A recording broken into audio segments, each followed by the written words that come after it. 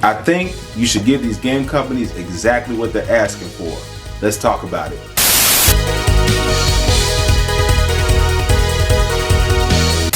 This is O, welcome to the channel. In my last video, I talked about the Nintendo Switch 2 and the controversy behind why the games might be so expensive.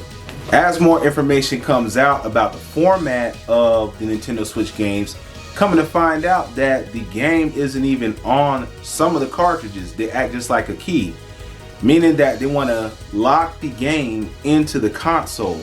And guys, I want you to think back. All of us retro gamers understand and remember what it was like to own a game.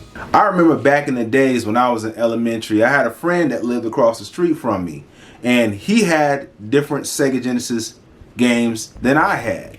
And so what we would do is I would give him a game, and then he would give me a game that I wanted to play. So if I had Street Fighter 2, he would let me borrow Mortal Kombat. If I had NBA Jam, he would let me borrow Final Fight, and we would trade. When we're done with the game, we would give each other the game. We wouldn't have to buy the same game.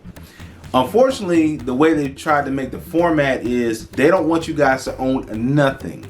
And in this video, I'm going to explain why you should give them exactly what they're asking for. What do I mean? If they want to be greedy, stuff them. And I'm going to explain the way that you do this.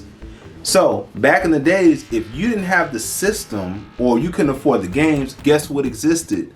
Blockbuster. That's right. So at one point in time, video games were not affordable back then. And for people who may have bought the console but couldn't afford to spend, let's say 40, 50, 60 bucks on every game, they might want to try a game out and rent it for 5 days. Now you may be asking, well, how can we do that in the modern time? There's always a way. So I'm gonna run down a couple ways where you can give them exactly what they're asking for while you save coins. So obviously, if games are gonna start to be at $80 to $100 a pop, you're not gonna be able to afford as many games. Now, if you have pockets as long as days is old, yeah, you can afford to buy as many games as you want, but most people can't. So some strategies I would recommend is you guys go ahead and split in on a game. Everybody save 10 bucks and buy one GTA, one Mario Kart, one Donkey Kong Country. This is what I'm talking about. So let's say you got 5 people, y'all all pinch in $10, that's $50 going towards a game. So my point is, instead of patronizing these guys and all of us owning the same game, just buy one, and then you guys throw a party, a small tournament, a gamer party, and guess what? We're all playing the new game for one price. The second way you can do that is bring back rentals. Now, I understand you're like, there's an impossibility to do that because you have to install the game on the system. You are correct.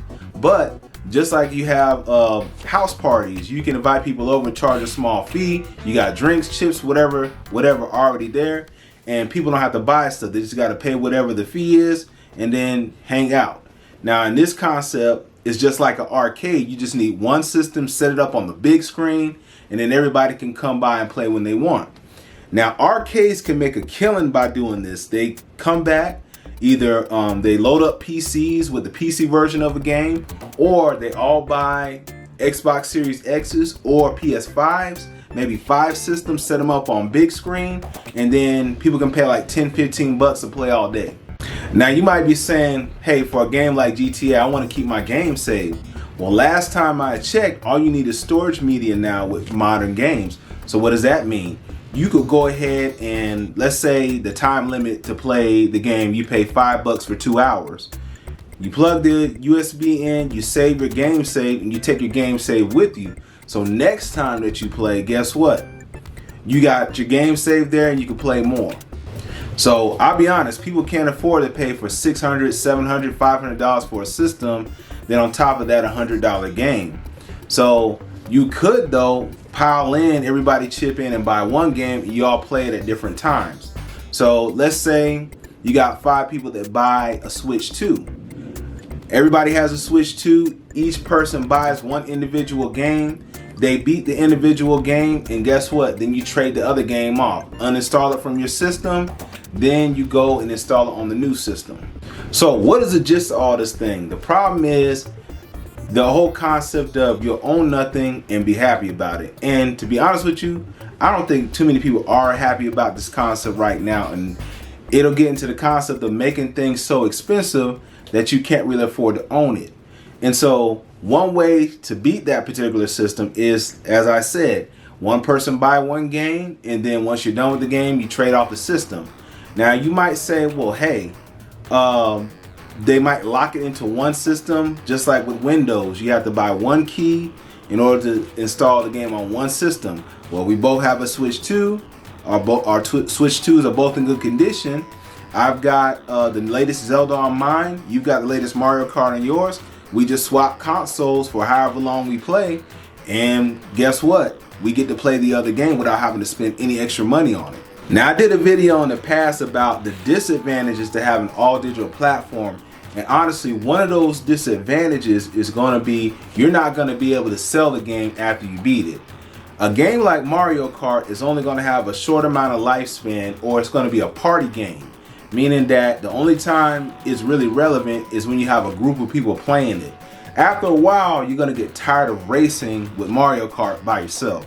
So you have to consider those type of things when spending $80 to $100 on a game.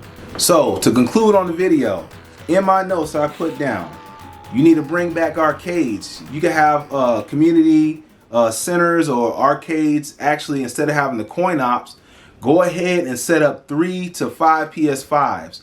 Buy the latest games, or 3 to 5 Switches. Buy the latest games, and people can come in and experience a new game without having to invest $700 to $1,000 on the latest systems and games. Second thing you could bring back is rentals.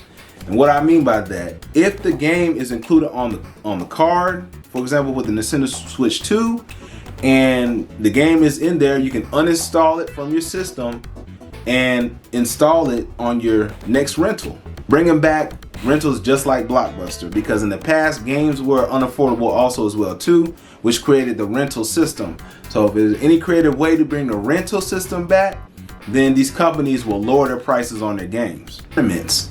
Now, another way to actually lower the prices of the games is tournaments, because you don't need multiple copies of the game for everybody to play. You can have like 100, 200 people play at these tournaments, but they don't all have to own the game. Now, if it's a competitive tournament, then people are going to want to buy the game outright so they can practice. But if it's a casual tournament, then this is a perfect way to buy a couple of games and have a bunch of people play. And my last way, there's 2 ways to finesse the system.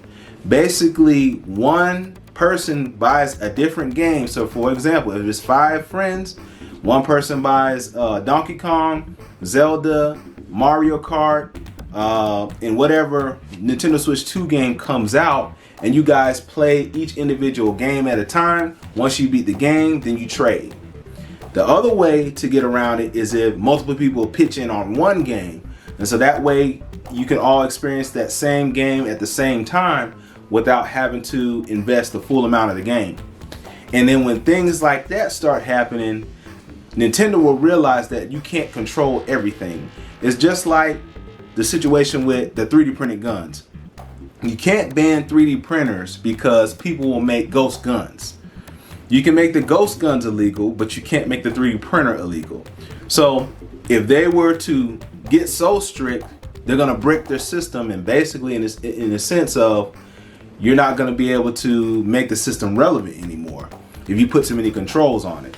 So I heard that was an issue too, as well as with the Nintendo Switch 2, is they can totally break your system if they feel as if you're doing something wrong or against their guidelines without notice. I'll talk more about this in the next video, but yes, you should definitely stuff the greed of these game companies. Give them exactly what they want. If they want you to buy an $80 or $100 game, buy it, but only buy one. So if you enjoyed the content, definitely hit a thumbs up on the video, and please comment in the comment section. Let me know what you think about the current industry and how they're trying to overcharge for these games. Also, if you want to see more of my content, subscribe and hit that notification bell. That way you get notifications on more videos just like this one. All right, see you on the next video.